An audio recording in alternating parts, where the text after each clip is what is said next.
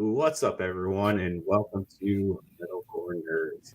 I'm Sean, your host, and today we are talking about Mortal Kombat. And I am joined with a few of my friends, old and new. First off, Chris Bayless. What is up, my man? What's up? What's up, y'all? My mic was muted. Did you forget to talk? No, my mic was muted. Fair enough. And then we also have Felipe Lopez. What's up? What up? Rock on, brother. And then we have Michael Martin from the Worship Tribute and Tribute Nerd podcast. That's what it is. Yes. It's a mouthful, man. It's a mouthful. Am I good Yes. with the mic now? You are good. Okay. Yeah, Worship and Tribute Nerd. I don't know. It's become more of a hassle thing than it is whenever you're like, when you name something, you're like, that's perfect. Mine's more been like, I think it's perfect, but then in my own mind, I've been thinking about it too much because people are like, is it a religious thing? And I'm like, okay, you don't know me well. Nobody knows how blasphemous I am, but it's like, it's like.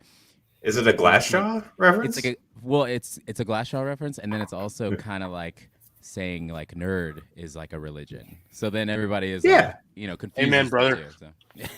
Amen, brother. Yeah. Hell yeah, awesome. So I wanted to start off with a few numbers. I know people love numbers, right? Just me, probably, but that's fine. But Mortal Kombat last week debuted #1 in the box office. It's kind of weird because I'm sure no one follows box office numbers besides me, but and I'm going to say it anyway. With Godzilla versus Kong, and now this movie and the Demon Slayer movie, it seems like box office numbers are "quote unquote" going back to normal, which is pretty impressive, seeing as that bigger cities are just opening up theaters and there's still limited capacity. But it's cool to see because that means that there's a future in movie theaters, which I was very, very scared about when the pandemic started, that movie theaters were going to kind of go away. So I'm happy to see that. This weekend, it seems like they're going to be dethroned and moved to the #2 slot by Demon Slayer, taking the #1 slot. It has made over 29 million domestically and almost 67 million worldwide, which is pretty decent. I'm sure the I didn't look up the budget, but I'm sure the budget has to be somewhere between 100 and 200 million. So it's still got a while to climb to get there, but I mean, they still have a pretty long box office run. Godzilla, I think, has made its budget. It seems like it's going to be a profitable movie, which they'd be like the only profitable movie since the pandemic, I think. That could be wrong, but for the most part, pretty good. So Warner Brothers, raking in some box office dough. Good for them, I guess. I really think they doing hurt something themselves with the HBO Max. Like, you know what I mean? It's getting too normal, you know what I mean? And they could have just held out. And I feel like they would still be making some better numbers with these at the theater. I feel like Disney Maybe. has it right where like if a new movie comes out, you can pay like $20 to see it. It's like I'd be paying that less than that, or actually more than that, going to an actual movie theater. So I don't mind paying $20 to see a movie in the comfort of my home. So like they should be doing that because that doesn't hurt their box office numbers, and then longevity of the franchise can go. I feel like they were panicking, you know what I mean? Like especially with the direction a lot of their their intellectual properties are heading in, you know what I mean? It's like they're like, what do we do to like stay on top of things? Because they're the ones that started like this whole online movie debate thing. Yeah, and they pissed off a lot of directors, they pissed off Legendary. I'm pretty sure Dune got taken off the whole HBO Max and theater release thing, and I will bet an high absurd amount of money that there's no way it's getting released on HBO Max. It's just going to be theatrical, especially if it's the end of this year. By the end of this year, theaters are going to be going full fucking tilt. I think by the time Black Widow comes out in July, theaters will be probably pretty close to 100%. I would imagine. With the rate that things are going, with vaccinations and everything like that, it seems like we're on that trajectory to be able to. Even if Black Widow came out now, it would still crush. But they want the last 5 out of 6 Marvel movies have been billion-dollar movies. They want them to be billion-dollar movies. You know, everyone's like, why do they keep moving it back? And it's like, this is a billion-dollar movie. That's why they keep moving it back. Like, that's as simple as that. Scarlett deserves that silver screen release. I agree. And her final time, she deserved it. She's been around long enough. Yeah, I agree. And it's so funny people saying this is like obviously a tangent on that, but you know, everyone's like, oh, I don't really care about that movie. You know, there's a bunch of other stuff coming out that's cooler, but as soon as it comes out, people are going to go fucking see it. Oh yeah. You know what I mean? It's a Marvel movie in theaters, the first one in 2 years. Like people are going to go see that shit. Like it doesn't matter. I mean, that's the thing about Disney. I wasn't. Oh, I wasn't so hype on it, and then I saw the trailers, and then the most recent series is like the 2 shows have like, I'm like, okay, like I'm back, you know.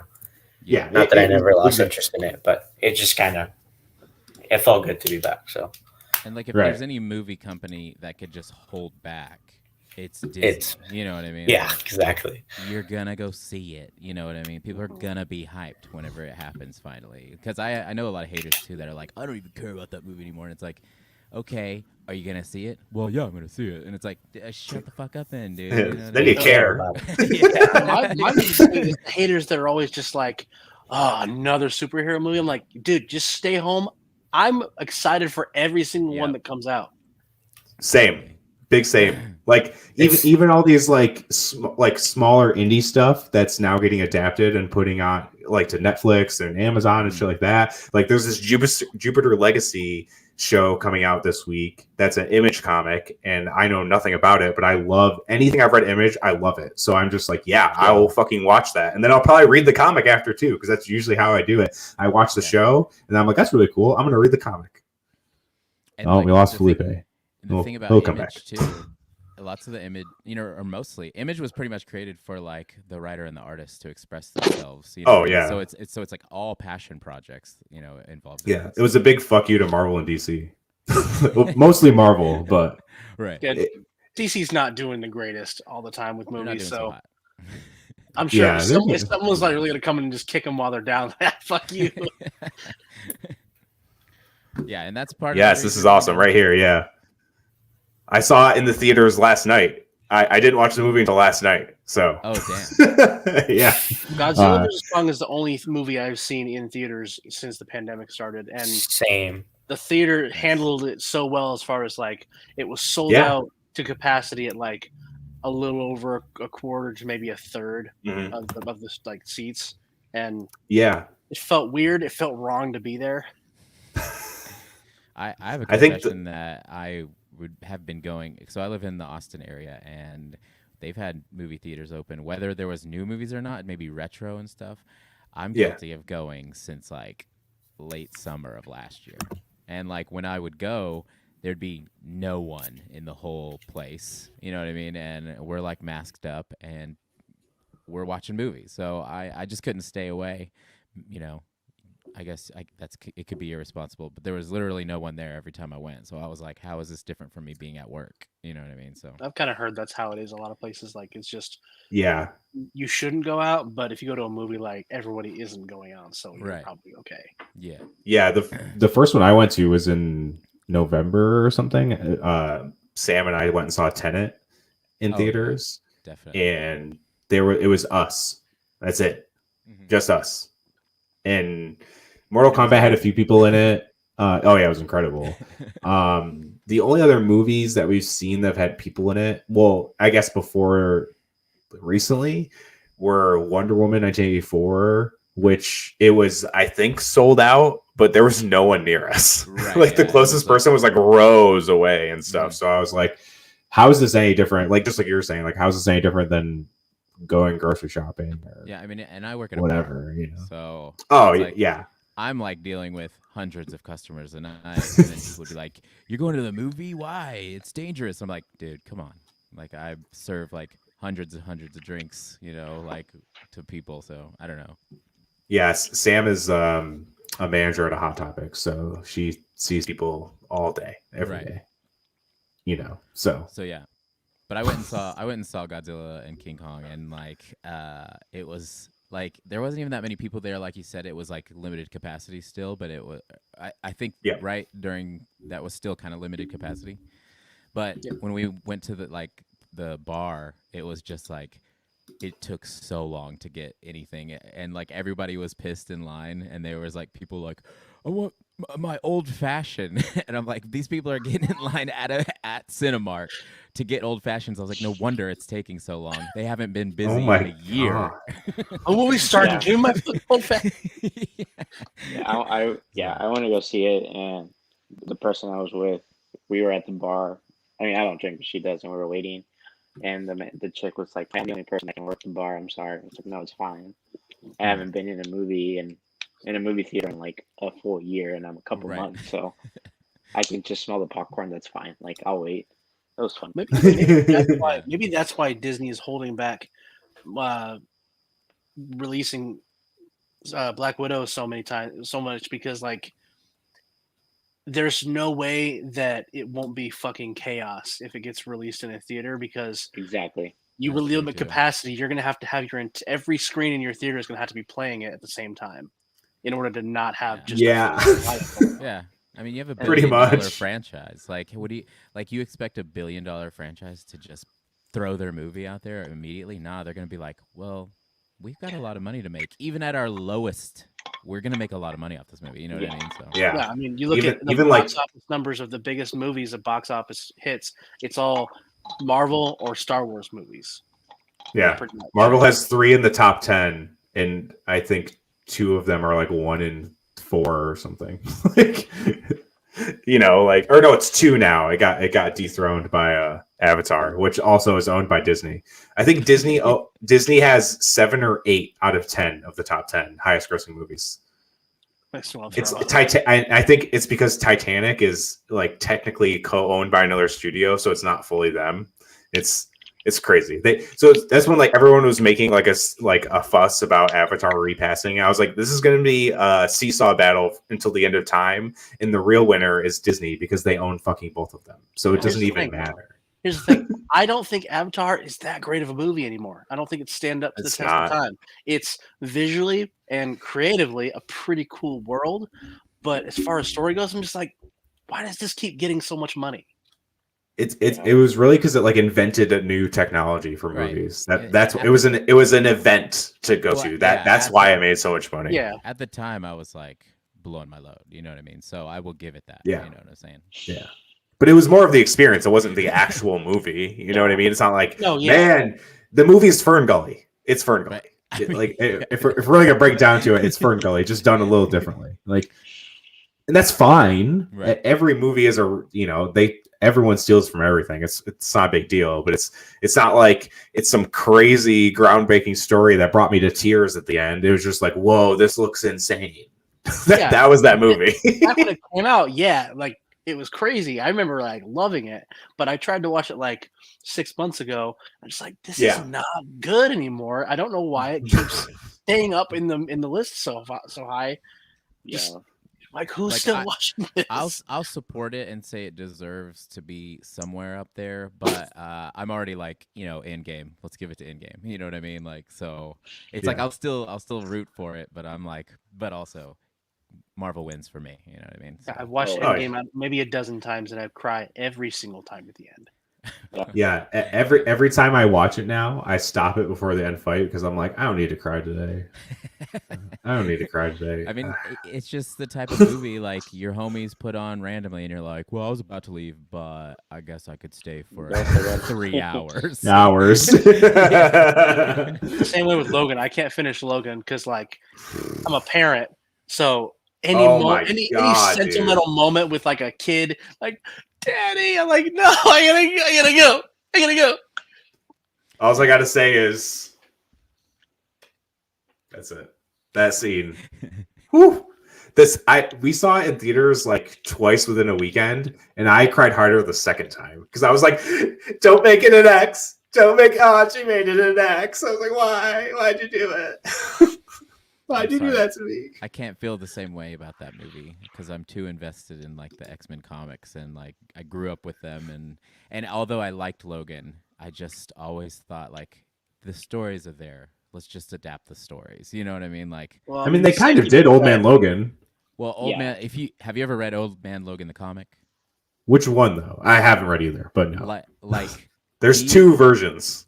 So the Old Man Logan that like everyone thinks about when you say Old Man Logan was like it's probably the Miller trip. one. It's the one with where he meets up with Hawkeye, and it's like Old Man Hawkeye. Oh, it's like wacky as hell. You see like a symbiote take over a dinosaur. You see like Giant Man's corpse that's like as big as a city. You see like Red Skull wearing Captain America's outfit because he murdered everyone. Like you see the wackiest shit. So whenever you say you're gonna adapt Old Man Logan, and we get what we got, it's like this isn't really Old Man Logan. It's a respectable story, but they're like totally different things. You know what I mean? So well, I mean that's every Marvel adaptation. That's I kind of hate that take in a way. Comic books, yeah, because that's every Marvel adaptation ever. You know, not even just Marvel, video games too. Because like you could say, yeah, there's already lots of source material, but Dragon Ball Evolution exists. So okay, I mean, I understand where y'all are coming from, but like, yeah, the MCU adapts these things from Marvel, and I'm like, fuck yeah. When Fox adapted things for X-Men, I was like, you guys don't even read the comics. That's that's the point I'm trying to make. Like I think Logan differs. Right about that. I think Logan. The rest, I am the biggest hater. I think on a lot of the X-Men movies. Besides, I like X-Men First Class. It's probably my favorite X-Men movie with an X in it. Mm-hmm. Then X2 is kind of under there. And then the rest are kind of whatever to me. But like Deadpool and Logan are like top tier mutant movies. I mean, they're not X-Men movies, obviously, but Logan is a masterpiece. It's one of the best comic book movies ever made. 1,000%. It's so good. That's crazy. I really do like it. I'm very glad that Fox does not have control of those properties anymore. Same. Because like I don't need to talk anymore about the first time you see Deadpool on screen. Right, that's a different story, you know. That's whenever Fox let them do something that's like respectable to the X-Men world. You know what I mean? Yeah. So, oh, Deadpool, I mean, he's kind of like Baraka, right? He's sort of like Baraka, totally. No mouth. Definitely Baraka. Yes, 100% Baraka. Yeah, that's what they made him. Bryan Singer started that whole franchise under the rule that no one on set could read X-Men comics, and that's like the most disrespectful way to make a fucking movie adaptation to me. For X-Men Origins Wolverine? No, for like the first 5 3 years of the whole franchise, it was like you can't have any X-Men comics on set, and it's like. Well, I mean, it makes sense because they're just Wolverine and the X-Men are there. I guess those are those movies. I just don't want anybody telling me I'm doing it wrong. Just imagine though making a Lord of the Rings movie, and they're like, the director said no one should read the book. You know what I mean? We're just gonna do. Yeah. No, I feel you. So yeah, no, like I said, I am a big proponent against the X-Men movies. So right. Yeah, gotcha. Everyone knows me. I like a lot of things. Most things I enjoy, but a lot of those movies, especially rewatching a lot of the early 2000s ones in recent years, I'm like, wow, because I watched the first X-Men and I was like, this is kind of just very okay. Ian McKellen is amazing, but he is way too old to be Magneto. He does a way better job in X2, but in X1 I was like, you look fucking old, and that was 20 years ago. Even whenever he's just flying, perfect though. Like he'll be flying and his body. Patrick Stewart is flawless. Like Magneto will be flying and his body's like still hunched over, kind of like it hurts to stand. Yeah. So. But yeah, anyway, the reason I'm a nerd is because of X-Men, so I could talk about that all day. But that's fair. I mean, one of mine too. But we're here to talk about Mortal Kombat. X-Men toys behind you. Yeah. There's a ton. Yeah, I got a lot of. Mortal Kombat ones have been coming out. If you could see some of them up there too. So my wife tunes into me bashing X-Men. I mean, some of those movies aren't that good. It's just a reality. Dude, I mean, I like a number of them, but some of them I don't. Like less than half of them are that bad. whole all the stuff outside the MCU has its charm, but like there's a lot of problems. I was just about to sign up movies are like good and trashy in their own way. And like I know what you mean. It's so ridiculous. I think I love Ben Affleck as Daredevil, and I get shit on it all the time.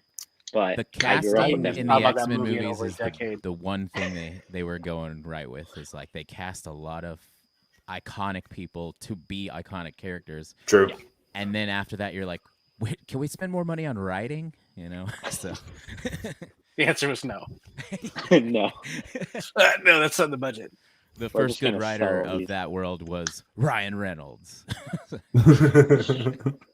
Fair. But yeah, so Mortal Kombat, we all watched it. I want to know everyone's first experience is with Mortal Kombat. For me, it's pretty limited, I would say. I played it like way back PlayStation 1 days, I think. That was like the first real console I owned when I was a kid. I may have played it with friends on another console that was earlier. That definitely is possible. I probably did. But my first like real memory is playing it on PlayStation. So I don't really know a ton of a lot of the newer characters, I guess. Or maybe they were or I just didn't know about them. Like the lady with the wings and the dude with the hammer. I was like, I have no idea who you are. That we I saw don't in know the who that lady movie. with the wings was either. They I were think they just throw people so in. that was Mortal Kombat 4. Those two characters were in. Okay, so that's my like some of this like obviously I know it's like a big tournament and it's for the fight of the fight of Earth protecting from Outworld coming to make hell on Earth. I know all of that, but that's pretty much it. Like the whole Scorpion Sub-Zero thing, it was very new to me. I always thought that Scorpion was the bad guy, so I was like, whoa, all right. I'd like you Cool. to think that. In the game, I think they kind of flipped it, but it's like when you get down to it, Sub-Zero and Scorpion are both the good and the bad guy. You know what I mean? They're both like, whether they're on the good side or the bad side or not, it's always like I don't really know. The Lin Kuei were like pretty feared and hated as a clan, like you know what I mean? Like, so it's the type of thing where like I think in the game they kind of presented it from the beginning as Sub-Zero being kind of more of the good guy and Scorpion being more of the bad guy. But then in the movie and in recent days, it's kind of flipped the other way, like especially in the game too, because they kind of do some time travel shit and explain some more stuff. But either way, they're both kind of the bad guy. They're both kind of the good guy. So Yeah, it Fair. just comes down to like rival ninja clans is all it is. Yeah, Right. pretty much. I did see that very cool because I started playing Ghost of Tsushima, so like the whole like rival clan thing. I was like, this is cool. It brought me back to playing. I don't even think come anywhere close to beating it, but that game is gorgeous and like that reminded me of like just the whole like ninja clan rival kind of thing. I was Yeah, like, I still that's haven't played cool. that game. I want to play it so bad, but I don't have a PlayStation and I can't find a PS5. This Fair. game's fun though. Oh, Sekiro! Oh my Mhm. god, that game kicked my ass for like days and days and days. I can't play hard games. I'm I a gave up. simpleton. Yeah, I'm a simpleton. I I tried to play Demon's Soul. Isn't that like Yeah. They're I played it for like an hour. Yeah, I played it for like an hour straight, maybe 2 hours, and I could not get past the first thing. Dude. I got past the tutorial thing, and then after that, after the first boss totally wrecked me, after that I was like, I guess I can't play real video games. I don't know. Like that's like cool. I streamed all my first playthroughs of Dark Souls, and I don't think anyone's ever watched a man-child scream and throw a fit more on the internet. It's the kind of game where you have to like, if you've never played a game like that, or especially a Souls game, you kind of have to like prepare yourself like with some information, like how to level up, how to get to the point where you could level up, how to, you know what I mean, like just all sorts of. Just I don't know. It's the first time I played it, I felt the same way, and then I was like, oh, okay. Like you definitely have to build your way up to beating the first boss. Even like you seriously have to harvest souls and upgrade and find some good weapons and stuff like that. But yeah, Sekiro was the ninja version of Dark Souls, and it just fucking bitch slapped my hiney. Until I gave up. I hadn't actually played any of the Dark Souls games until after playing Sekiro because I was like, I love this game. Maybe I'll try the other ones. Not even close to the same game. Right? Yeah. I'm a lot better at Sekiro than I am at Dark Souls. Yeah, it's a little sleeker. Like Dark Souls is a little clunkier, but you're supposed to be a fucking knight with wearing a bunch of armor, so you're literally clunkier. You know what I mean? So Fair. Fair. Bayless, what is your background on Mortal Kombat? When I was a kid, we had a Sega Genesis, and I had 1 through 3, and I played them a lot. Even though my mom was like, "You can't; those games are bad; they're violent." And now look how far those games have come. Like I can literally watch someone be emboweled. Yeah. Yeah. And I've owned a lot of Mortal Kombat games for years. I've had Deception. I had Shaolin Monks, Armageddon. I think the only more recent one I didn't own, and I don't have 11. Okay. I want to play it. I just haven't bought it.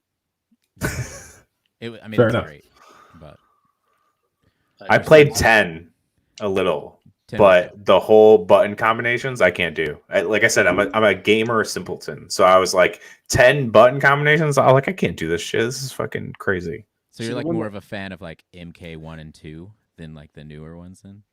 I mean, yeah, the stuff that's like 4 or 5 button combinations, and I'm like tight because the games I play now, what got me back into gaming is like pretty much storytelling gaming. Like I got back in and I played like Spider-Man for PS4, and that like really launched stuff. And I played both The Last of Us and like now I'm playing like Ghost of Tsushima and stuff like that, like Miles Morales, Avengers, all that stuff. So it's pretty straightforward type stuff, like the Star Wars game for Force Awakens, or what is it? Fallen Order. Fallen Order. Yeah.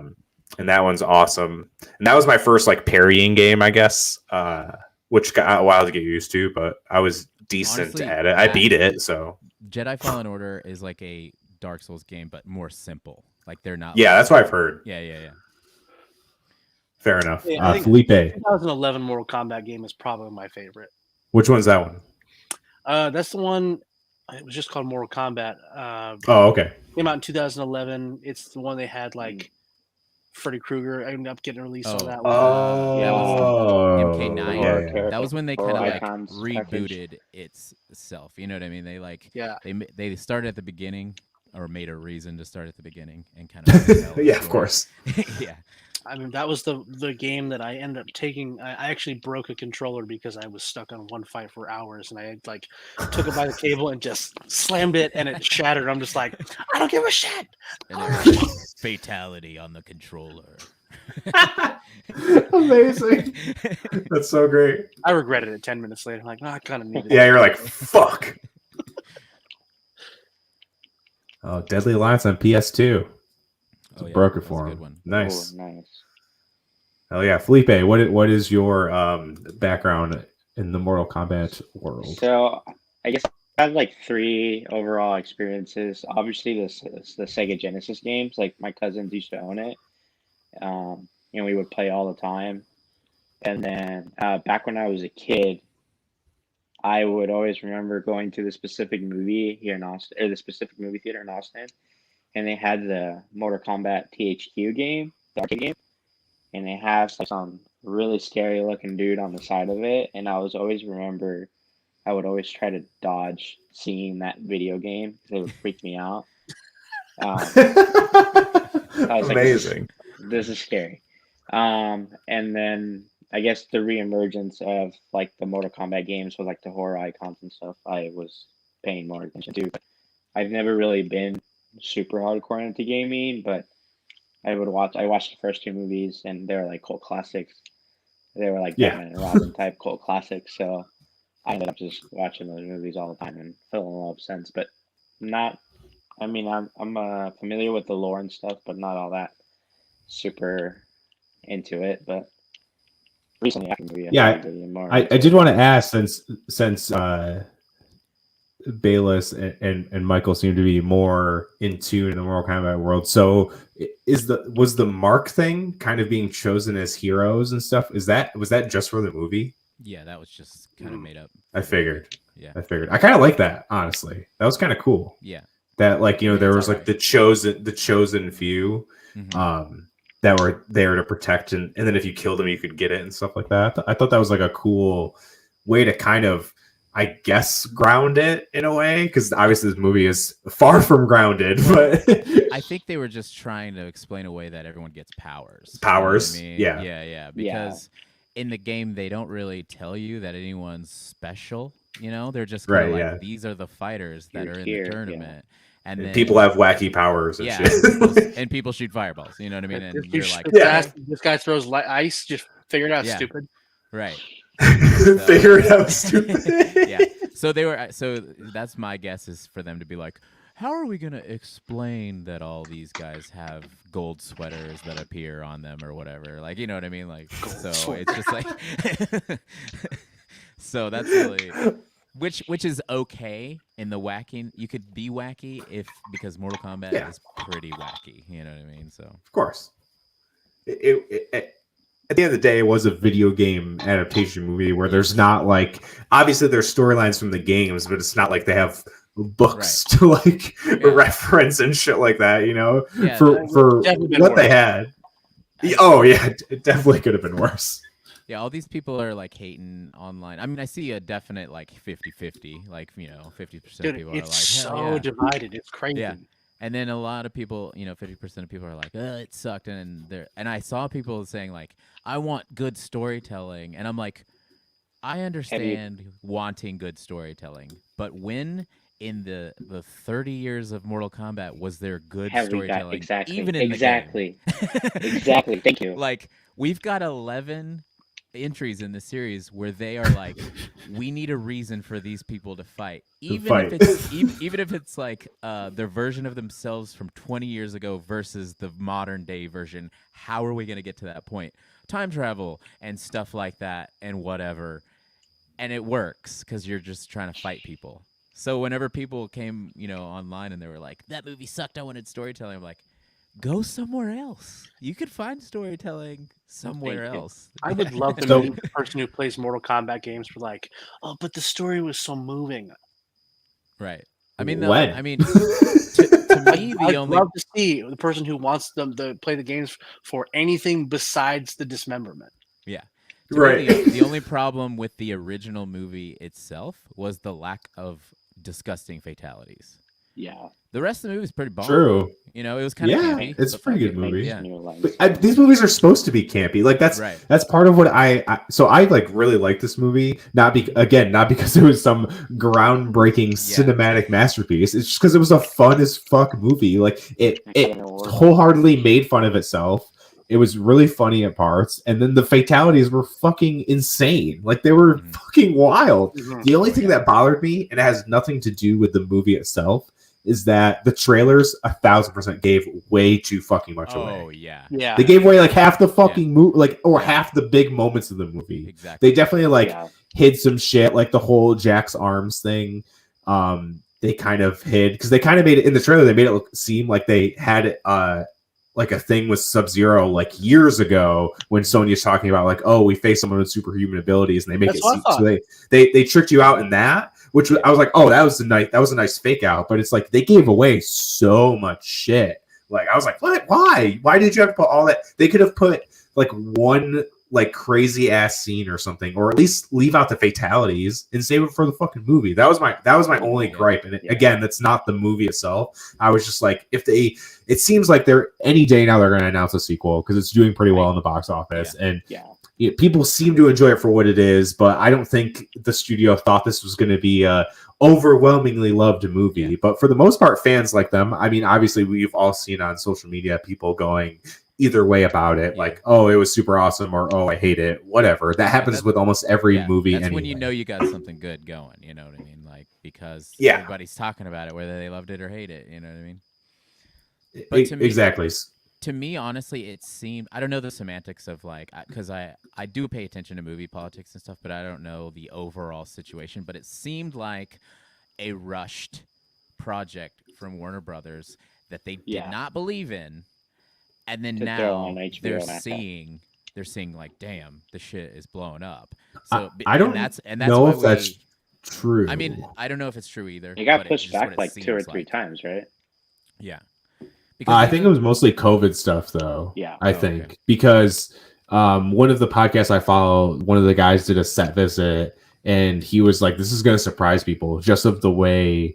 They were going like all out with the goriness and stuff. So when the trailer came out, he's like, I'm not surprised with this. I visited the set. Like I knew. And James Wan is a producer. And obviously Warner Brothers is pretty in debt to James Wan for, dishing out a $1 billion Aquaman movie. So I don't think they were really like, oh man, we don't care about this. But I'm sure they're pleasantly surprised. I mean, obviously we've kind of learned over the past year, especially, that Warner Brothers is kind of dumb, but with certain things. With most things. See, I think Joe Taslim who played Sub-Zero. He's signed on for 4 movies. Yeah, so like obviously they have some plans of like the good thing I see from the negative criticism is now this gives them more time to prepare for like we know what we did wrong because everyone won't shut the fuck up about it. Right. Yeah. True. Yeah. The only reason I say that is because like I said, some of the story things are like super wacky. Like and also it's not even the tournament. You know what I mean? Like we have this prequel, like Yeah, that's what I was about to say. To where, but that's the only thing that kind of makes me seem like they're like, hey, we have this idea, but we're not gonna like blow our load. We're just kind of like test the waters. You know what I mean? Yeah, I think the whole plan was multiple movies because obviously this whole movie was the whole plot of the movie is for the bad side to take out the good side, so there is no tournament. You know what I mean? Honestly, like that's the whole point of the whole thing. I got this vibe of like this is it's like you're waiting for the tournament, but instead you get like the WWE like backstage drama. We're like, oh, we're fucking just assaulted him in the back to the stage. That's what the movie was to me. Like, that's fair. We're just gonna fucking juke you right now.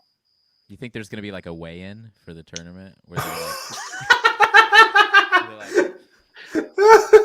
I hope there's some tail of the tapes. And then we get listed up for the shit. The versus screen, like from the game, Oh, they need to do that. That's like obviously there were some really awesome moments like that, like the flawless victory, the fucking the sweep, the leg sweep. Oh yeah! Oh my god! Sam going to me, she's like, "That's all I did when I played it," and I was like, I mean, all of us have done that for sure. I was like, "Fuck yeah!"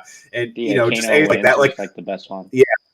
Cole making fun of the spelling of it, like it's not even how you spell it. Like I was like, I kind of love that stuff because it's like we're not taking ourselves too seriously. Obviously, this is based on the most ridiculous fighting game like of all time. So we're just gonna give you something that's like, here's the story. It's not crazy, but we're gonna show you some fucking crazy shit throughout the whole thing. So I do want to talk about favorite characters. So I want to hear everyone's favorite characters from this movie. A lot of people were talking to me about it because I was like, oh, I haven't watched it yet. And obviously it's been a pretty big discussion, especially in like the nerd world about this movie.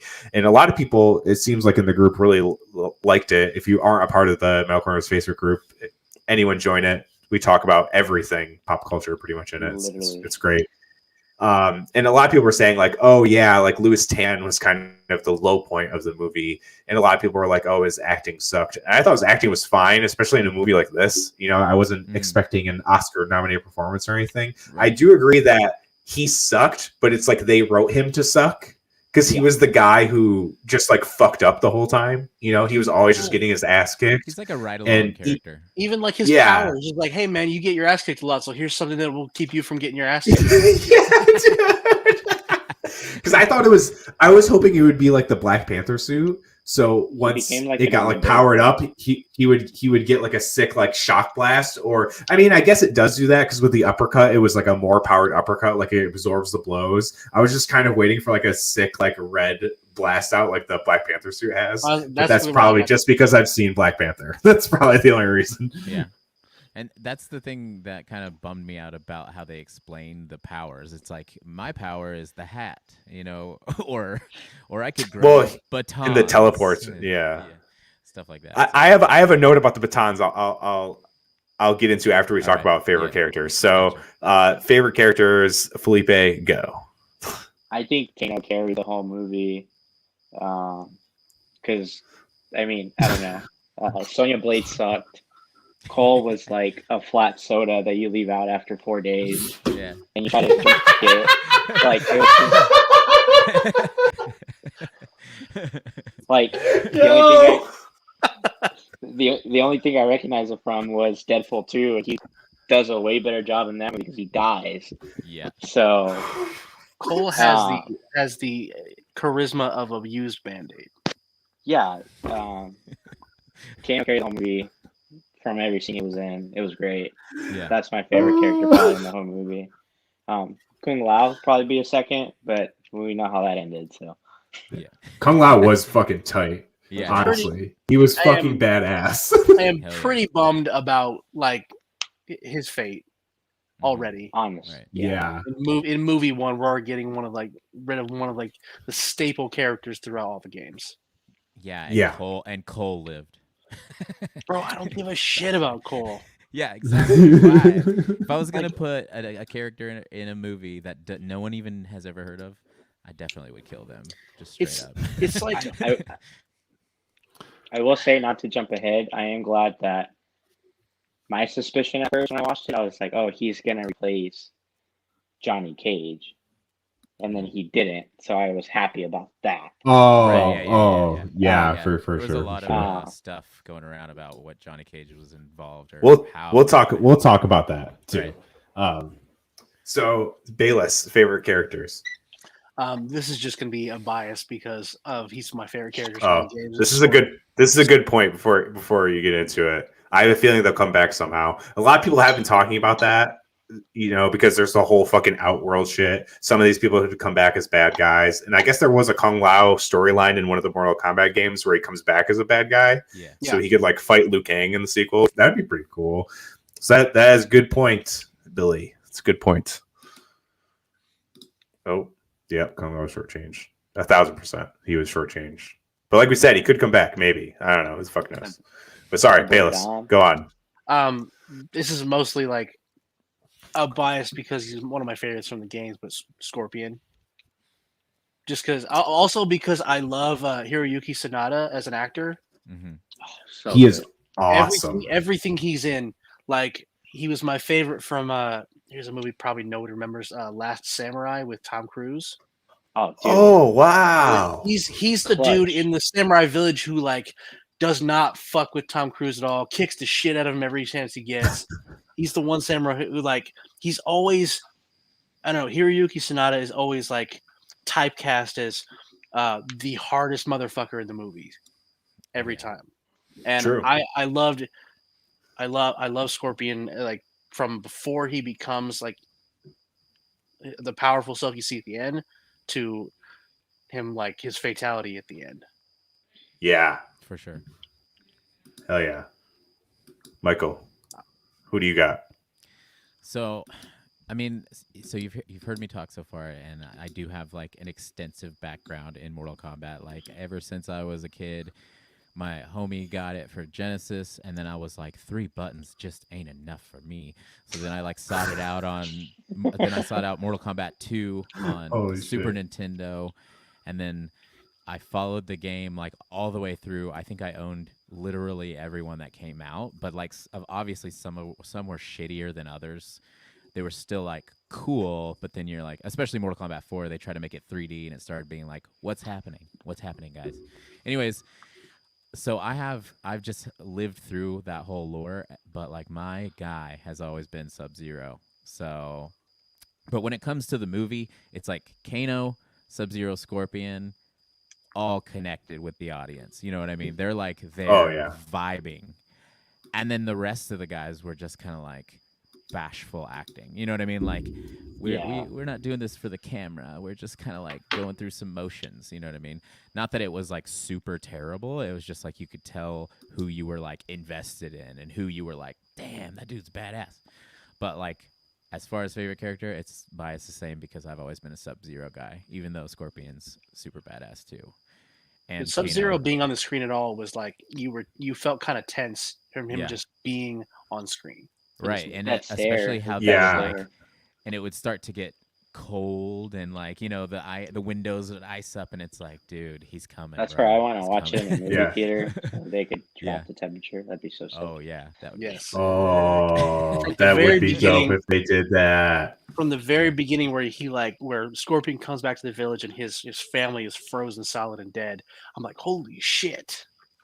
Yeah, it was so funny. We went with like a group of friends, and they're like, "Is this is this, I guess, spoiler for anyone who hasn't seen Demon Slayer, but it happens in the first fucking episode, so whatever. But they're like, oh, is this just going to turn into Demon Slayer and they're going to come back and the whole family's going to be dead? And I just go, yeah, probably.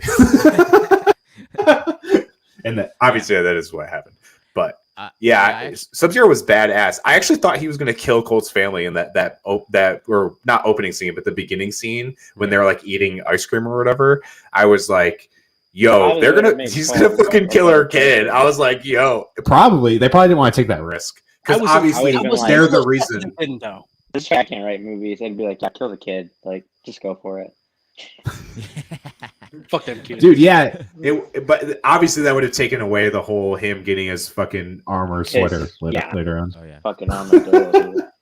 Oh yeah. Yeah, I mean, I agree with you guys. Kano. Ooh, fuck yeah, dude. That's tight. My man's came prepared. Hell yeah, I love it. Yeah, Kano was definitely my favorite. He was fucking hilarious. I was bummed that he died, but it's funny that he got killed with the gnome. I thought that was kind of funny. When they all branched out into their little, which is, in my opinion, felt like a node to the video game where they had all the different fight scenes. Yeah. Like different maps to me. I was like, this is fucking awesome. Well, one of those where the pit, right? Yeah, that was the pit from one of the original games. Yeah. So the only thing that sucks about that one is that he didn't get impaled. Exactly. He definitely should have got thrown off and impaled. Like they seriously showed us and then didn't give it to us. You know what I mean? They were like, look where we're at, guys. Nah, fuck y'all. Yeah, pretty much. It was a tease. I hope they better get back to that because the fact that you did not get thrown off and impaled was a crime. Fucking crime. The head splat was still fucking badass. No, yeah, it was sick. There's a lot of crimes. There's more things they can give us in the next movie.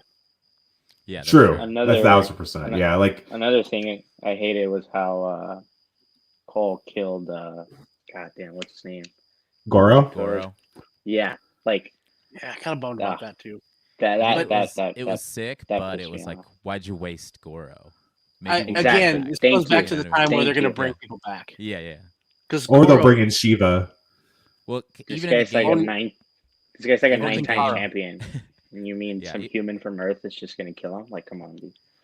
Even in the game, he did die, and then like a few games later, he like reappeared, and they explained it like he returned from his mysterious disappearance or whatever, and it's like, yeah, and so what? It's like, whatever. Shang Tsung brought him back or something, you know what I mean? They didn't even tell us, I don't think, but yeah, he came back, so maybe he'll come back. Yeah, like in this world, it's more than even comic books where no one dies. It's like it's a world about like a demon world and all these other realms that are trying to take over Earth. Like anyone coming back to life is fine. It doesn't even need to really be explained. You know what I mean? It's just like, yeah, sure, whatever. Because it would be sick if Kano came back and then his head got smashed in. That he gets like the video game, like the actual like metal like cybernetic fucking eye thing. Like that would be tight. That'd be tight if they did that. I want to go and take control of Earth so bad. We eat Tide Pods, man. We're not that cool here. It's fair, dude. If everyone wants to take over Earth, and we're all just like knuckle dragging idiots, so this is a fair point. Yeah, this is a very fair point. I do want to talk about favorite Easter eggs because obviously there's a lot of Easter eggs in this one. These are kind of just Louis Tan Easter eggs. You brought up he was in Deadpool 2. So him jumping off the plane, I was like, this has to be a nod to him getting killed in 2 seconds in Deadpool 2, jumping out of a plane. Yeah. And then also when he gets like the staff things, he was rumored to be Nightwing for forever, which I'm glad he did not get cast as Nightwing because Dick Grayson has to be like a force, and that dude is definitely not. No offense to him, and he was fine. I didn't hate him as much as everyone else did, but he's definitely could not command like a Nightwing type role to me at least. Not that I've seen from him, but the staffs definitely had to have been like he's like, yo, I want these like little staffs like Nightwing, but they're gonna have knives on them. You know, I thought it was like I thought those two things were like very specific Louis Tan Easter Yeah, eggs. he doesn't I could be wrong, He but doesn't strike me as like the lead role guy. He's like the The menace, bashful yeah. Yakuza or something. They're like the Yeah. little bro Yakuza that they're all beaten up or something. You know what I mean? Like, I mean, Right. they sort of tried to make him the focal point of the movie, but yeah, they make all like not like his choreographed moves specifically, like him fighting Goro. Goro was sick, but his moves, I'm just like, this is nothing special. Mhm. It really isn't. And then his suit looked like it was a Halloween costume. Like I feel like it was rubber. Oh yeah. It looked like an armadillo suit. Yeah. Or a golden Like poo. it was so bad. armadillo suit. But yeah. So, So Michael, do you have any Easter eggs that popped out to you? I mean, so like, you know, they said the reptilian, and so then they said the reptilian something. They called him a name, but it wasn't Yeah. reptile, right? So like to me that was an Easter I egg. hope Although a lot of people say, "Oh, that was reptile. It sucked. He died," and I'm like, nah. I'm thinking that we just saw an Easter egg for his species. You know what I mean? Because Oh, That's a good point. Hopefully, we get to see like the same kind of character in the green suit, like I'm Reptile and I'm here to fight you. You know what I mean? Like That would be Yeah. sick. Yeah. That's one thing I was He's wondering hot. about. Because I don't want them to have wasted him without even getting to see him in like his ninja garb. Yeah, for sure. True. Yeah, I thought that too. I was like, he's not like a full-on ninja. That's kind of weird. But that's a good point. I definitely did not think of that. That'd be cool. I hope they do that then. Or they like reincarnate him and he's like a half-human weird thing. Again, there's no rules here. Right. There's definitely not. They've proved it with the movie version that So like there is a crazy Easter egg that new Rockstars pointed out. On the wall, when Jax is confronting Sub-Zero, next to the graffiti, there is a downright left punch. Oh right. Yeah. And that's like his move to shoot the ice ball, which obviously he does. And I was like, damn, that is tight. That is a tight Easter egg. Oh, yeah. Very sick. And Katana's blade or like fan is in Raiden's temple too. Obviously alluding to her probably showing up in the next one. Yes. I was upset that they even tried to fuck with Melina or try to say that she's gonna die because she's a bad bitch. You know what I mean? And we also have to compare her to Katana. You know what I mean? Like her she's cloned off of Katana, and we haven't even got a Katana yet. So you know we can't associate the two. That's what you do when you first played Mortal Kombat 2. You're like, who are these two? You know what I mean? So they kind of mess that up if they're gonna kill her off. You know what I mean? Hopefully we see her though. True. Yeah, it seems like they're going to go that route. I mean, she's like one of the most popular Mortal Kombat characters. So it would, and they're searching for new, world champions. So I would imagine that she would be one of the ones. So I guess that they obviously the Johnny Cage tease was a very big, blatant, obvious tease at the end. So maybe the fan was just a subtle thing to see if people saw it or something like that, rather than being like, Johnny Cage is going to be the next one. You know what I mean? Right. Bayless, did you have any favorite Easter eggs you saw? The Sub-Zero move was one of my favorites. I really liked Kano was trying to steal the gem of Shinnok. Yes. Oh yeah. So that was something I did not expect even to get like a nod to Shinnok. He seemed like too far in the future. Yeah. Because to me, Shinnok is like Mortal Kombat's Thanos. Right. In a way. In a way. Because they kind of corrected that with the new games, but I know what you mean as to like your upward bosses. He was definitely up there, and then like in one of the newer games, they like killed the fuck out of him, I think, or something like that. Oh yeah, didn't Raiden like decapitate him or something? And he was like talking to his severed head or some shit. That was who was Shinnok's main henchman, Quan Chi. They definitely cut his head off like in one of the first scenes of one of the newer games. Oh, okay. I saw a video of like Raiden talking to his severed head, and they were talking about Shinnok, and I was like, oh, I wonder if that was probably Quan Chi. Quan Chi had a lot to do with it because like it's like Shang Tsung, like we have Shang Tsung as like this boss, but then we meet his boss and it's Shao Kahn. Shao Kahn, yeah. And then so same thing later down the road we meet Quan Chi and he's a sorcerer that works for Shinnok. You know what I mean? So we've got these groups of two working together, and Quan Chi made a lot of weird shit go down. If you pay attention to the story, have you guys seen the animated Mortal Kombat movie, Scorpion's Revenge, that came out a couple years ago? No, but it just came out on HBO Max, and that made me want to watch it. Dude. But they have the Sub-Zero kind of the same thing in the intro. It has something similar, right? It's more traditional Mortal Kombat because they kind of focus on the game and how they're going to the tournament and all that stuff. But you get more Sub-Zero and you get more Scorpion. But Quan Chi is a big part of some of that, this rivalry that they had, and they kind of, it's like you should watch it. So I don't want to spoil it for you. I'll definitely watch it. I know it's done by the same studio that does the DC animated stuff, and that shit is awesome. So it is brutal.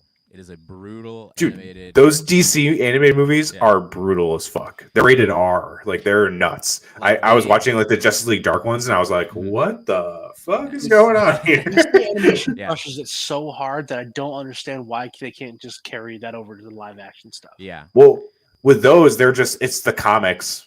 And they change a few things sometimes, so it's like they just adapt the famous comic events, you know what I mean? So they have a little, Maybe it just wouldn't translate well to like the casual audience that just wants to see a superhero movie. But to me, I'm just like, yeah, that sounds great. Just put it on a big screen. That's always been my gripe is like, you've got the source material. Why not use it? You know what I mean? Like adapt the story, not, back to the X-Men. But anyways, that Mortal Kombat animated movie, you see the same like scene happen in an animated movie as the Mortal Kombat movie we just saw with like the rivalry between Sub-Zero and Scorpion. Except the opening scene is him going after the Lin Kuei and murdering like literally 200 people. Just like hacking them up.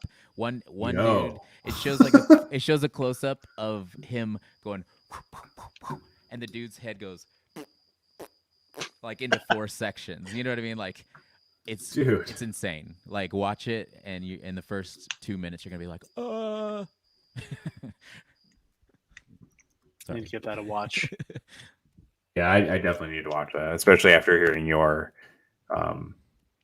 words on it. Makes me want to watch it more, for sure. Yeah, no. Felipe, as we were losing you, we were talking about favorite Easter eggs. Do you have any ones that pop out to you? You're good, man. Yeah. So I'm just in love with Kano in this movie. So, the Kano wins call out was so sick to me. I love that. That was one of his fatalities too, right? The ripping out the heart thing. Yeah. It's from the video game, I think.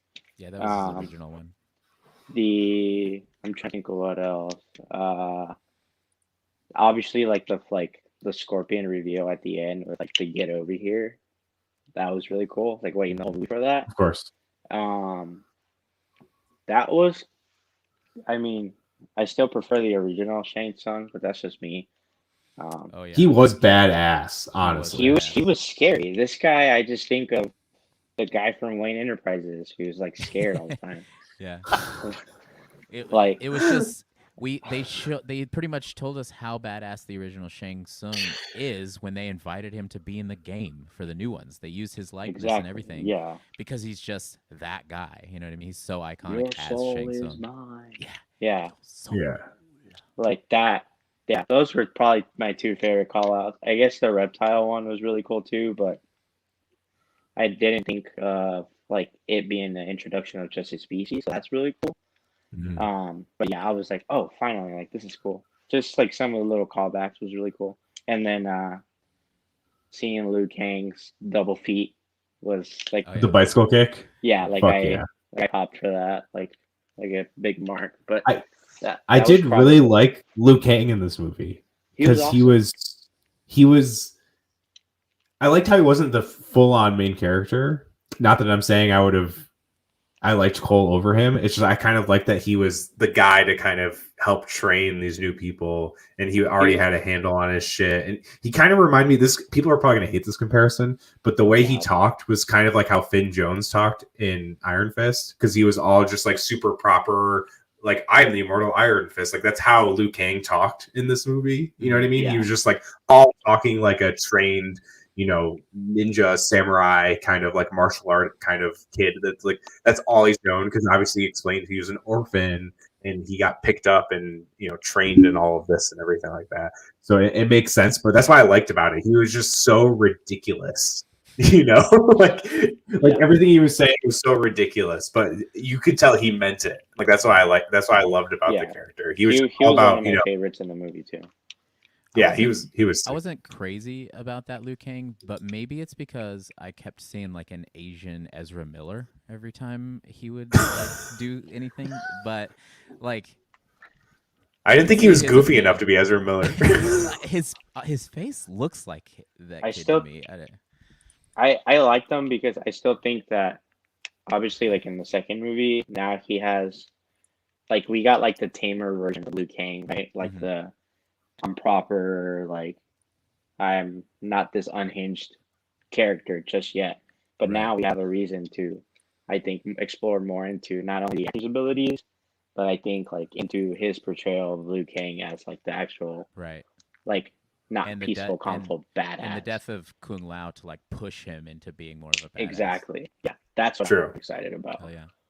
True that. So let's talk about fatalities. We can kind of coincide fights in with it, but like I said, the trailer kind of gave away a lot of the fights, even the matchups of the fights, which kind of sucks. Yeah, and they also dropped the first 7 minutes of the movie like 2 days before it came out. That doesn't give away too much because it's just a kind of introduction, I guess. But still, I didn't watch it. I was just like, I'm gonna wait. I'm gonna see this in a few days. So I was like, I'm just gonna wait and see it. Like, there's no point in me watching this. Yeah, I waited too. Yeah. But I watched it. I'm not patient about anything. That's fair. Nothing as against soon as you, I see someone share, I'm like, okay, like, here we go. Yeah, I already watched it, guys. What are you talking about? Last week was like my birthday week, so we had like a private screening of Mortal Kombat with like 20 friends. So I was like, hell yeah. Anyone who was like, dude, have you seen it? And I'm like, no, fucking don't fuck around. And then so I didn't watch that. I didn't watch anything. All I saw was like a leaked 5-second clip, and I even regret watching that. So it was. But yeah, it was a leak of the best fatality to me of the whole movie. So I was a little bummed that we didn't. Kung Lao's? Yes, Kung Lao's. Yeah. Like the best one, period. That was so fucking sick. Like, yeah. That was and it's straight up from the games, too. Yeah. I knew as soon as he threw it on the ground and it kept spinning, like, oh shit, here we go. Yeah. There you go. Yeah. Yeah. I mean, I almost expected the characters in the movie to be like, why'd you do that? That is so messed up. Like, damn. It was even his face just like splattered in blood. And he's like, yeah, like. Yeah. I was like, damn, bro. All right. He's like, yeah, that's just forever to do that. That one was really good. For me, it was that one, the scorpion one, the fire breathing one, where you see the fucking skull and everything. It was so fucking tight. I still kind of wanted the Liu Kang dragon one. Oh yeah, I wanted him to be like, and then he's like full skeleton. You know what I mean? Even though I guess it's not as practical, but we're in Mortal Kombat. Sure. So Josh. Yeah, shout out to Josh, just Slater, my man. We are pumped this is happening too, Josh. I am pumped you were here. Felipe, favorite fatality? I mean, Jax didn't die, so I wouldn't say it was a fatality, but watching Sub-Zero rip his arm off was pretty fucking cool. That shit was nuts. And the whole time I just kept screaming, oh my god, we're getting an origin story for all these characters. Oh my god. So that was really cool. Kung Lao's, it's my favorite one. There's just everything about that scene. Yep. The hat, it was perfect. Yeah. What about you, Bayless? You on the same page? Yeah, Kung Lao, Scorpions were the two best, for sure. There's no comparison. Kung Lao's was definitely a step above everybody else's. Yeah, it's fucking nuts. We honestly should have gotten at least a few more fatalities from Agreed. Sub-Zero. You know what I mean? Like he's going around wrecking shit, and he's like the main henchman. He should have killed the kid. Fatalities. He did have the coolest moves where he cuts up Scorpion's back. The blood dagger. Yeah. He had the coolest shit for sure. That was nuts. I do love how they did the the kunai throw in the beginning and it cut his face, and then the callback when he's like, gotcha, bitch, caught it and shit. I was like, oh, that's cool. And the fact that he like just stomps and makes an ice wall to throw him through something, I was like, dude, what the fuck? Yeah, that's I guess the one thing they didn't explain, I mean, I'm guessing he probably had the mark from Birth 2. He had like his clan must have had like the mark because he just like had powers from the jump. You know what I mean? Right. And but like wouldn't have Hanzo or Scorpion like, don't you think he would have got his powers if he was this like crazy fucking assassin killer mercenary guy? Like, don't you think he would have like figured out his power other than him just like wrecking motherfuckers? You know, well, it's like in the games, Scorpion gets his powers from his hatred of Sub-Zero, and like basically hell gives him the power to overcome him. And also there's times where like Quan Chi even gives him more power by like, you serve me, you're my servant, and he like holds his soul. He like holds his soul or whatever, right? Yeah. They allude to like Quan Chi being like the reason he did come back, but he just showed him the hate, you know, and he pushed him in that direction. You know what I mean? True. That's fair. That is very fair. So big topic. Big topic. Who should play Johnny Cage? Been waiting for this one. Oh yeah. I mean, I'm all about the rumor of, you know, Ryan Reynolds. Maybe I would prefer a no name that could step up and do it, but I would still be fine with Ryan Reynolds. Like it's like I was saying earlier. He would be good. The people that are acting and connecting with the audience like super hard, he would be one. You know what I mean? But if you show me someone new who could do the same thing, I'm fine with that too. There's another big rumor that would also work very well, and he's not as big. He's famous, but yeah, he's not as famous as Ryan Reynolds is The Miz, and The Miz would be flawless. I think one of the creators of Mortal Kombat or something, they were like, "Oh, I back The Miz." Right. I mean, that's pretty much his whole character. Is yeah, that's who he is. Like, yeah, straight up. I think, like that was his gimmick when he was in Real World, you know? Yeah, exactly. Yeah, I remember that. Yeah, I've never actually seen him wrestle. I just know him from the Real World when he talked about being The Miz. You know, like he did it. He did this shit, dude. Like he said he was going to become a wrestler, and he did. He's pretty solid. He works in a very smart way, so he doesn't get injured ever, which is good for him. But his mic work is phenomenal. It's phenomenal. I think he would be. I was gonna say The Miz. I just think because I don't know. As far as like top actors in that movie, I think Ryan Reynolds would be a good. But then I would be ingrained with seeing like Wade Wilson on screen the whole time.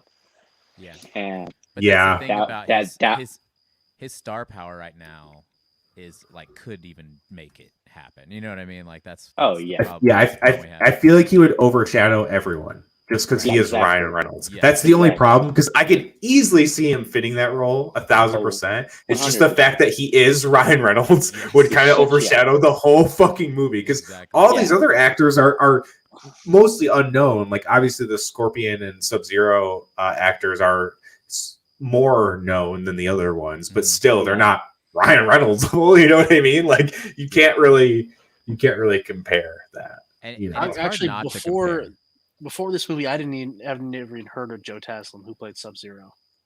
Oh, dude, I've heard the name, and he's in a ton of shit. Yeah, it's mostly just action movies. Yeah, John Wick and like the Raid. Yeah, John Wick. Raid. Yeah, Raid is the one. Yeah. Raid is a big one. I do remember watching this. It was like a video of like someone on set talking about watching Joe Taslim work. It's like he moved too fast. Yeah. So they actually had to make him like slow down a little bit because it was like the other actors couldn't keep up. Damn. He had like a Bruce Lee level of speed, which is crazy to think that he could be like at a Bruce Lee level of talent. And that's pretty fucking crazy. So talking about that, it's like we had Joe Taslim as Sub-Zero, and he's, you know, spoilers. Obviously, we're talking about spoilers, but he's dead now. So like. I know he's going to return, but is he coming back as Noob Saibot? And then who will be the next Sub-Zero? The new Sub-Zero? Yeah. So it's like that opened up. We still get Joe, and then we get a new Sub-Zero. So it's like opening up so many cans of worms. Yeah, I definitely think he's going to come back as Noob, 100%. Yeah, Noob is one of my favorites, right next to Scorpion. So I always played as him. I always played as one of the ninjas, pretty much, because I just thought they were the coolest. They were the coolest. Slater had a good question. Did you guys hear the underlying voice when Scorpion leaves in Fire? Yeah, it was like someone. It's very faint. I only heard it because I watched like a breakdown video that brought it up. And I saw it in a theater with people, so I probably wouldn't have heard it anyway. But yeah, like a very faint voice like calls him back to hell, pretty much, and that's why he like goes in the flames. But yes, that was a good detail to bring up. I never actually bring up there. Yeah, I didn't either. There was you can also hear when Cole has one of the visions, like the Scorpion visions he has throughout the movie. When he sees the one with the kunai, he's like he says "Unleash me" as like the rope is wrapping around the kunai and stuff like that. Little details. I mean, this was a cinematic masterpiece, guys. So I mean, obviously, there's so much nuance and just attention to detail when it comes to storytelling. Obviously, like, even if they made us wait to see the next Mortal Kombat, and they were like, "Let's tell a story about Scorpion fighting his way out of hell," I'd be like, "Can we get that? Please, I'll pay for that." Yeah, that would be tight, dude. Fuck yeah, give me that. Yeah, I love that. So I do want to end on another fun question. Who do you want to see next? Who do you want to? Because obviously the next movie set up for the tournament. The tournament's going to happen in this next movie. I guess I am interested to see if. I'm guessing the movie will end with the end of the tournament. It'd be kind of weird if unless they come up with some crazy fucking cliffhanger or something. I don't really know where else they're going to go with it, but there is more to do if they do like Shao Kahn in the next one, and they keep going up the ladder of crazy demonic entities. They can definitely go more. But who do you want to see in this next movie? Before we get to that, I want to bring up this one. Ninja comics from the 90s look visually better. I agree to a point. If they did a mix, if they made the new ones a little more simple, kind of like the 90s, but newer, I think they would have looked a little better. But that's not that big of a hot take, honestly. I would like a mix of the both. I think that Scorpions was sick. I just thought that Sub-Zero's head looked like a Ninja Turtle. But I thought Scorpions looked great, though, to me. We should have saw the old school costumes in the opening scene. You know what I mean? Like, and then we got the new costumes when they return. So missed out. Like I said, I thought that Sub-Zero and Jax thing happened. Oh yeah. Like in the past, and then Jax already had the arms because they trick you because you don't see the fucking weird T-Rex arms he has. Right. They showed like his hands. That was another thing they faked me out on. And I was like, oh, weird. These look fucking weird. But then obviously it made sense. It made sense obviously. But this is a good idea. A second tournament in Outworld. Yeah. Though I will not hold it to this type of franchise to end in a cliffhanger because I don't think they've earned it or would take that kind of risk. But I would love to see it. I would love to be surprised like that. But I don't think it'll happen. It'd be kind of hard for them to pull off something like that. We kind of got a cliffhanger with the Johnny Cage poster before the ending. I mean, kind of. I mean, they resolved it. It was more of just a tease. It's not it's not like Infinity War when everyone died and it's just Thanos being like, "I won." That's a cliffhanger. You know what I mean? Like me being like, "We beat everyone. Now we got to prepare for the tournament." Biggest sigh of relief when I saw that poster. I was like, "Oh, thank God, qualified Johnny Cage." If they stuck with like the MK games, of course, then the next one would be like as soon as they end the tournament with defeating Shang Tsung, then Shao Kahn arrives, and then that's the third one would be like Shao Kahn's here because it's not cheating if he's the real boss. You know what I mean? Exactly. So stuff like that. I will say I do applaud some of the world building they tried to do. Mm-hmm. I thought some people were not a fan of we're overnight getting a fucking tournament. I liked it because they obviously tried to. I mean, they're obviously building, right? Yeah. So I liked it. I thought it was a different take on it. It was like the type of building too, where like every time we saw like the bad guys, we weren't anywhere special. It was like the middle of nowhere with like a throne. So then it was almost like saving the iconic stages for the next It's for like the tournament. Yeah, they were fighting in front of Sonya Bleed's trailer, like right. right. Like nothing That's special. like a Street Fighter game, not a Aside from the pit. Besides like the fight pit, But I want to see. So I have like two real things, bigger things that I want to see. Is like I don't care about bosses. Of course, we're gonna get bosses, and it's gonna be CGI and stuff like that. That's exciting.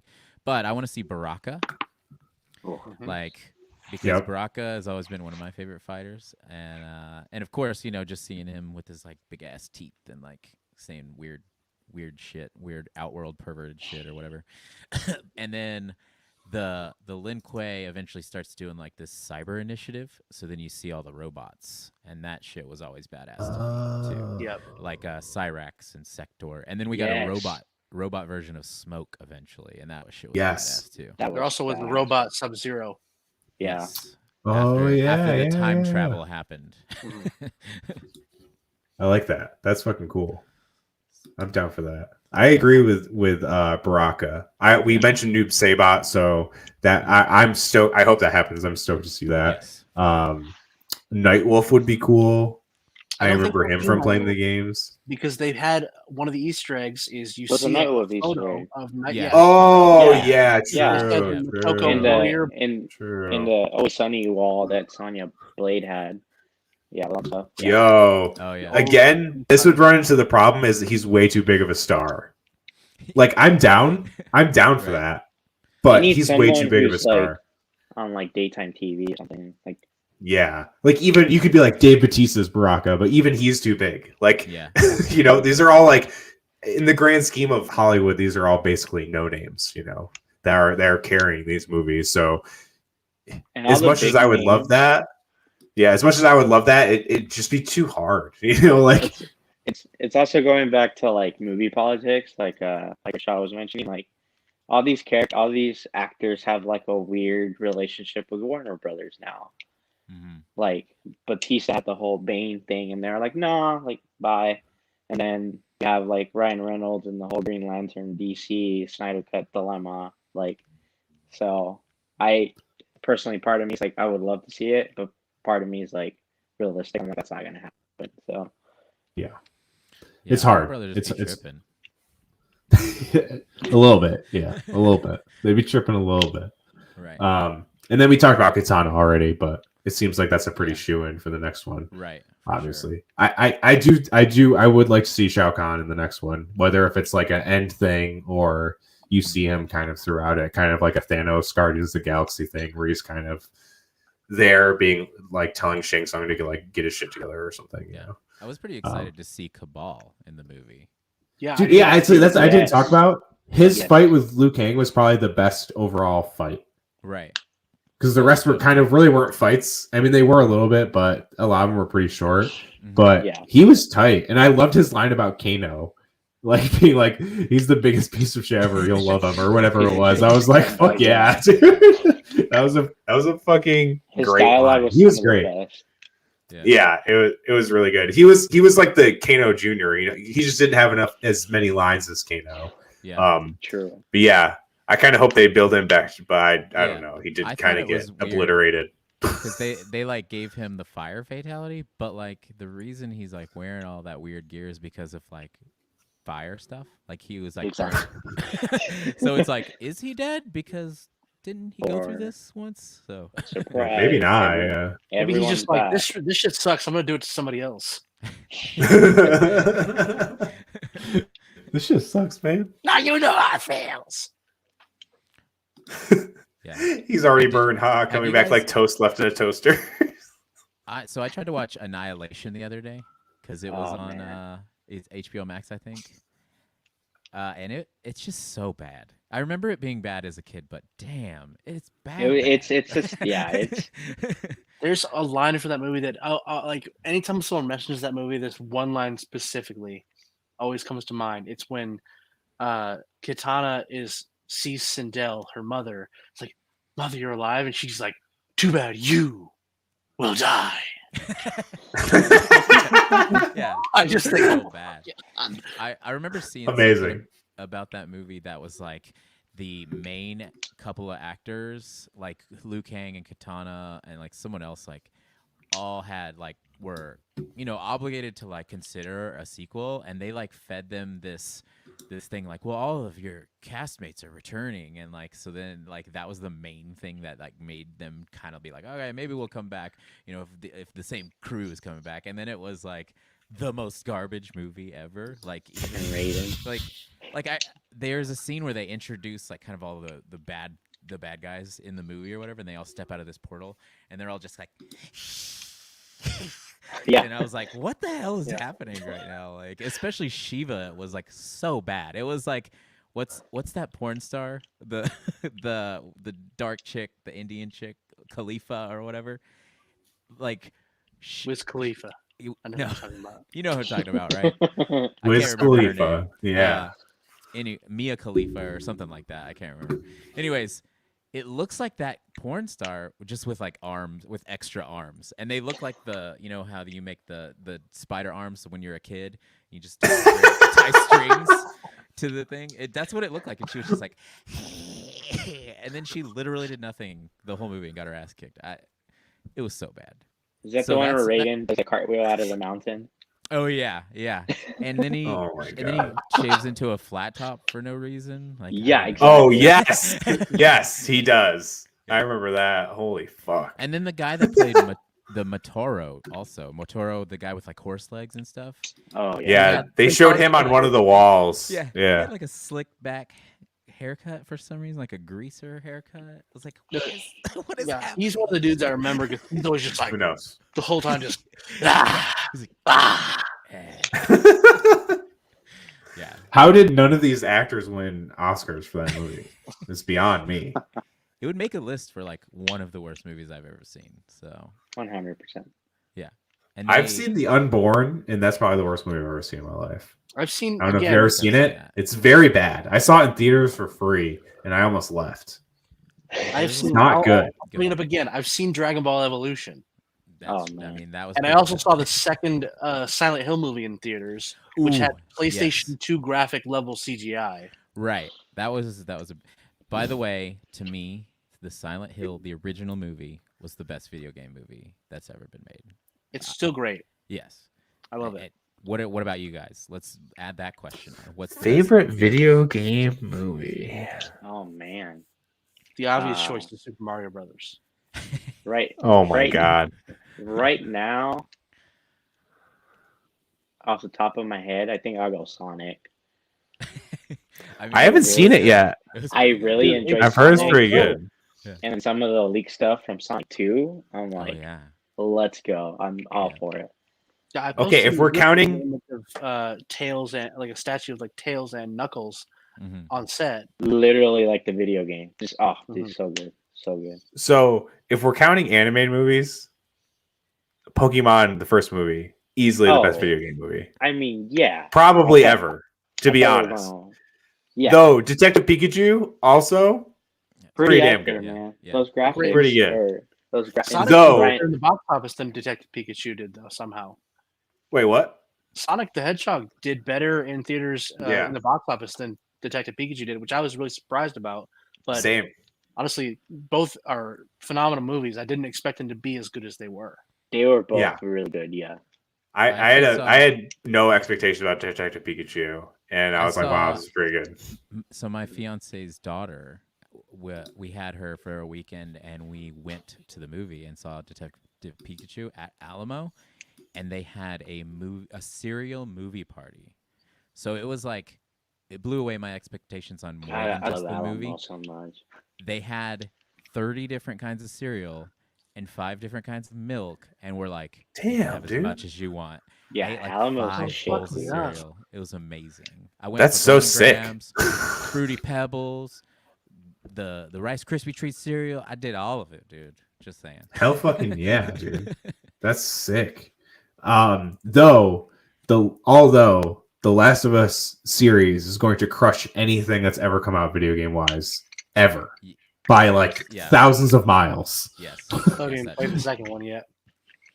Dude, it is so soul crushing. I can't even explain it to you. It's like taxing to play, Those are because two of the it's best video so games I've played. it's better than the first one. Oh, in my 100%. And I agree. That's what everyone says. I just don't have a way to play it, and I'm waiting until. Oh, you don't have a PlayStation. I'm a filthy PC player, dude. Oh, I mean, dude, All I play know is the best. barely anything about video games, so who am I to judge anything? I just like PlayStation because all the exclusive games they put out are games I want to play. So that just makes me team PlayStation for that reason. You know, Spider-Man, The Last of Us. I'm just like, yeah, all of those. I want them. Those are the ones I want to play. I'm all about PlayStation because originally of the fighting games. Like when I play Mortal Kombat and I use a PlayStation controller, the direction pad is perfect. You could do all those down forward, down back moves and stuff. But when you play on Xbox, it has that little clicky direction pad. And it's like really hard to do lots of diagonal Bayless on it. So I've always been PlayStation. What's up? You can do PS Now and play it on PC, I guess. Ooh. Oh my god, I'm gonna throw up. I think I just saw him have an aneurysm. The Last of Us Part 2 was incredible. It's seriously. One time I played for like 6 hours or something, and I felt like I needed to go sleep for like 2 days. It's just you think you're sad, and then those games just Make destroy you. Yeah. Destroy you fully and utterly. It's insane. And so I'm very excited to see what they do in this show version, because I think they'll obviously change a lot of stuff, because I think the people who are watching it who play the game probably don't want to see the same exact thing done. Mm-hmm. And the casting is awesome. So isn't Pedro Pascal cast in it? Yeah. And someone said that before the news broke, and I was like, there's no way the Mandalorian is going to be the star of another series on the rival company's streaming service. There's no way. And then they got announced the next day, and I was like, well, wow, okay. Like, holy fuck. Like, dude, okay. Big money to show his face in this one. Yeah, true. I mean, yeah. Dude, big money moves for sure. Yeah. Dude. Sure. Good for him. He was the best part of Wonder Woman to me. Like he was very good in Wonder Woman. His kind of arc in Wonder Woman. I tweeted something saying like, "How dare this man give me 2 emotional performances like that in the span of a week?" Because it was like the Mandalorian finale, and then that came out the next week, and I was like, "How dare this man?" I still haven't seen that one yet. The second one, Wonder Woman. I still haven't seen it. I mean, a lot of people hate it. I enjoyed it quite a bit, but I liked it. I enjoy most things. So I don't have expectations for Wonder Woman ever. So if you give me like a decent movie, I'm like, yeah, I never. Yeah, I thought the first one was awesome, minus Ares having a porn mustache. Yeah, that's like it's so funny because I'll talk to people and they're like, "I love that movie," and I go, "Do you remember the villain?" And they're like, "No," and I go, "Exactly." Yeah, you Professor don't. You know, it's just like, oh my god, it is Professor. The thing that bothered me the most is like they give this flashback of him being cast out of Olympus, but he still has the fucking porn stash thousands of years ago. Dude, I don't fucking know, man. That was a very strange. Maybe that actor just has a thing. It's like it's in his writer. Like, I'll do this movie, but I'm not shaving. Yeah, I need a mustache. 1,000% need a mustache. Just like Jason Momoa, I'll do this movie, but I'm not wearing a shirt. I mean, I think it's a crime to have Jason Momoa wear a shirt at this point, right? Maybe he's like allergic or something. You know, he's very allergic to cotton. The fabric hurts my nipple. He's got sensitive nipples, just like Drax. You know, yeah, exactly. They share the same thing. Oh god, that's my favorite when he puts the jetpack on. Yes, I have sensitive nipples. So fucking good. So before we wrap up and get out of here, I want to see if there's anything you guys want to plug before we leave the internet. And for anyone who has watched along, commented, listened, thank you very much. If you're listening to this or watching this on replay, also thank you. I love it. If you are new to anything Metalcore Nerds, this is a podcast where I take people from the metalcore community and we talk about pop culture. I've been doing a lot of MCU after shows, and that will come back once Loki comes in June. But until now, I'm kind of doing things that are happening now. Next week, I'm doing an Invincible show with Joey from the Banner, which is going to be awesome because that series is fucking sick. Dude, but if you are new to this, please subscribe on YouTube or subscribe on Apple Podcasts, or do both. They're free, and it helps me grow and hopefully one day make money off this. Maybe we'll see. Maybe. I don't know. I'm trying to get. I talked about this on Daniel DeFonce's stream that I was on with him yesterday. If you don't follow Daniel DeFonce on Twitch, go. It's Dan Fonce. I'm sure all of you do because everyone in the chat is in his chat all the time, which is awesome. Thank you guys very much. But I want my end goal is a Metalcore Nerds energy drink. It's got to happen. Nice. It's gonna happen. It's my goal. It's got to happen. I drink monsters like water, so let's go. It's got to happen. It's got to happen. So, Bayless, you got anything to plug? Anything? I also stream on Twitch, just twitch.tv/Darth Bayless. I'm putting out a record with my hardcore band Bull Cult pretty soon. A little split with a band called Dry Socket. And Ghost Key's writing new music starting next weekend. So, yes, we're still a band. People don't realize that. Nice. Dan we actually confirmed on when Austin was on months ago that you guys aren't broken up. Yeah, he made the official announcement that you guys weren't broken up. even like a couple weeks ago, one of my close friends from where I live, I posted something about like, oh yeah, I'm gonna be working on new music with Ghosty, and he messaged me like, y'all are back? Like, dude, we never left.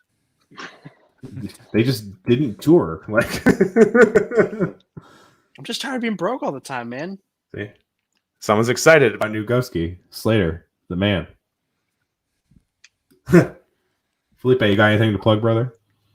I don't book anymore, sadly. So, but I'm thinking about. I'm working with the Get Real name to probably do some cool charitable stuff through music. Ooh. So I'm working on some stuff. Follow my page, Get Real Promotions 512. You can follow my personal Instagram. I'm a big nerd and always post shit about Marvel, comic books, wrestling, whatever. At Keeper of the Faith _512 on Instagram. Follow the Metalcore Nerds group. It's one of the best groups on Facebook. Thank you. I'm very proud of you too, brother.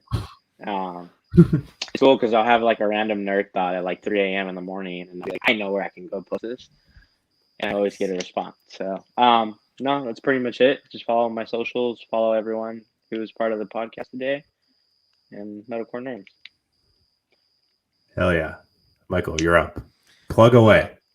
So, like what. Me and Sean pretty much met because I messaged him and I was like, dude, I'm doing similar things. I used to play I used to play in I Wrestled a Bear once, and that is over. But then I have to say that like 20 times a day because people are like, where's my mama? Are you back together? And I'm like, no, we are never getting back together. And if you care about me, go to Worship and Tribute Nerd. I'm on YouTube. I'm on Spotify. I'm on Apple Podcasts. And we just talk about nerd stuff. And I do a lot of interviews with people in the metal scene. And we just talk about what nerdy things they like and stuff like that. So add me up. And yeah. And I'm working on a new band thing too. So that's cool. Quarantine. Yeah, you can go watch the Within the Ruins podcast where Michael introduces Steve Rom in the opening seconds, which is hilarious. Well, it's like I've known Tim. I've known Tim for like a decade, and like he like we do a thing where sometimes he'll jump on like an interview with us, and we talk about new metal stuff. And I've been doing that, and then Steve and Paulo came over because they're in San Antonio. I'm in Austin area, and we started having drinks, did a couple of interviews with him, and then I'm like, yeah, Tim, and he's like, what the fuck did you just say? I was like, oh my god. His reaction is like the best thing ever. I'm so glad I saw that video clip. I was like, damn, all right. It's good shit. Good shit. Well, awesome. Thank you guys so much for doing this with me. I'm glad I got such a different group together. I just pretty much was like, who could I do this with? Bayless hasn't been on. I need to have him on. I'll have Felipe back. I know he likes Mortal Kombat or enjoyed it, whatever. And then Michael and I already talked about doing each other's show, so it just worked out. I did not know you knew that much about Mortal Kombat, so that's a plus for me. So I even have, right after that movie party we had, I had some of my friends, and we went and got pretty much hammered, and then we did a podcast about Mortal Kombat 2 that you're going to see on next week, which ended in a few of the guys getting mad at the other guys because it's like they were so drunk they were cutting off. You know, it'd be like your turn, and they would start talking to the other guys. Like, That's such I a think good... Mortal Kombat. Oh my like, god! On a video, I'll be listening. My boy was. Yeah. Like, my boy just goes. Dude, And the other guys just didn't even notice. Like, oh yeah, like that scene where the fucking and it was just like, what is happening? I'll see you later. Bye. So yeah, it's gonna be interesting. Look, yeah, and I'll be on your show eventually, and I'm sure that'll be a long one because I can see us rambling on about many things for a very long time. Yeah, in the Invincible, I want to do an Invincible one because that show for me, I remember the designs from the comic, but I never read it, and that show just kicked my ass. Like, whoa, what is happening? So it was awesome. Yeah, it is very good. I'm very excited to talk about it with Joey because he's read the comics, so I'm gonna grill him about the differences because I've heard it's a pretty faithful adaptation, which I know a lot of comic stuff isn't. So I'm excited to have that conversation because I like learning stuff about that. I mean, if you've listened to any of my MCU stuff, I go in detail about comic Easter eggs, MCU Easter eggs, all that shit. So I love learning new things. I saw just last night how the writer of Invincible is very close to the show, and he tells, you know, he's doing his own version, but they were like the things that have changed from the comic is him going like, I'm a better writer now, so I want to change it. You know, I want to tell it the way it should be. You know, I think I watched the same interview. He said that on a Kevin Smith podcast about how he's like, oh, this is way better, and saying how comic writing scripts are so simple because it's mostly all just done with the artist. So he'd just be like, they do this, and then the comic artist makes it look cool, pretty much. But yeah, I knew the show would be fucked up because it's Robert Kirkman who did The Walking Dead. So I knew there was gonna be fucked up shit. But that finale, woo, fucking. Oh, my friend Isaiah is shouting out your Sekiro shirt, Bayless. Nice. I love being upset all the time at my computer screen. or like I can get around the fantasy world having anxiety if there's like a guy behind you or not. Oh no, I'm good. Man, I already have a lot of anger problems. What I should do is make it more entertaining by getting really mad on a live broadcast. And the thing is, like, my wife gives me shit all the time because like I say things that shouldn't come out of a person's mouth, like. As like I get mad, I'll say, "Oh, suck me in half," or "fuck me with a bundle of sticks."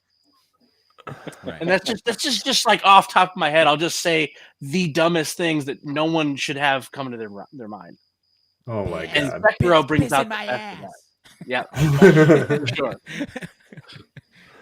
Well, awesome. Again, thank you guys. Check out everyone's shit, and we'll be back next week with the Invincible podcast, and I have some ideas for the end of the month that if you're in the group you'll probably see before anyone. So until next time, this is Metalcore Nerds.